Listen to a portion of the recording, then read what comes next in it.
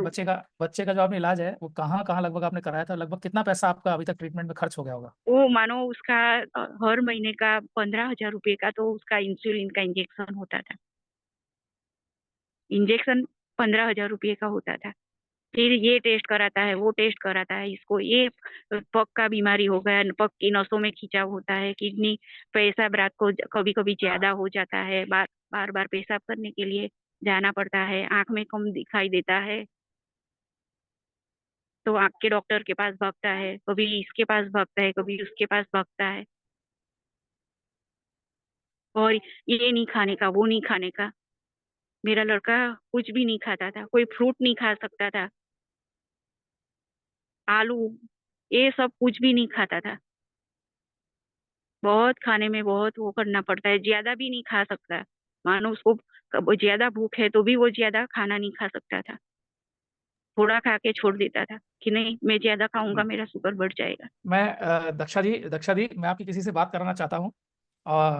मैं आपके बीच में, सभी के बीच में इंट्रोड्यूस करता हूँ एक ऐसे एक्सपर्ट को। दीदी हंस रही है। I was actually totally shocked, surprise not shocked. मैं एकदम से शॉक्ड हुआ दीदी को देख के कि दीदी आज हमारे साथ जुड़ी हुई हैं। और कुछ सेशन ऐसा चल रहा था कि टाइप 1 डायबिटीज। और मैं आपको बताऊं दक्षा दी, हमारे बीच में डॉक्टर चित्रा दीदी हैं यूएसए से इस समय।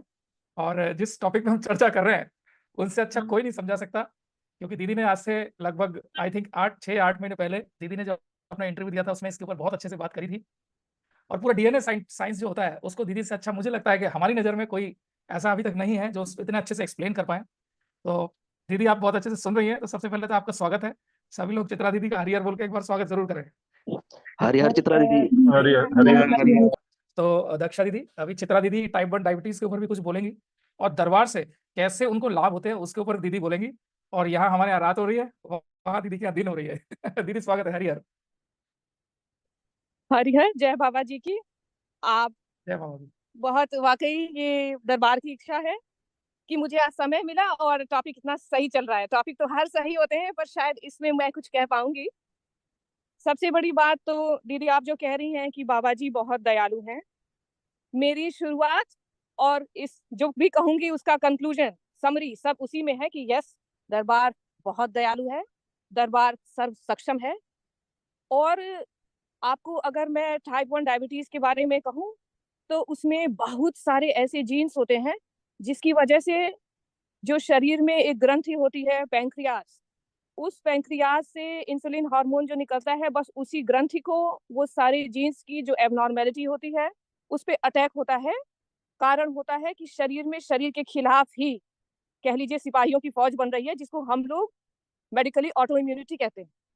कारण होता है दरबार के शब्दों में पूर्वज ऊपर का दोष, हमारे शब्दों में बहुत सारे जीन्स का डैमेज जिसका हमें कारण नहीं पता, लेकिन हम जीन्स को आइडेंटिफाई कर सकते हैं कि ये प्रॉब्लम है, तो आगे ये डायग्नोसिस आएगी इस पेशेंट में। फिर उसके साथ में ये है कि ब्लड शुगर, आप हम में से कोई भी जब भी तनाव में जाता है तो हमारी आंतें, हमारा पैंक्रियाज, हमारे लिवर, हमारे ब्रेन से बातें करते हैं। फिर ब्रेन उस शरीर को बचाने के लिए बहुत सारा शुगर रिलीज करता है। जब वो शुगर रिलीज करता है तो स्वाभाविक सी बात है कि जो पहले से डायबिटीज की डायग्नोसिस लिए बैठा है उसका इंसुलिन का रिक्वायरमेंट और बढ़ जाएगा। ठीक।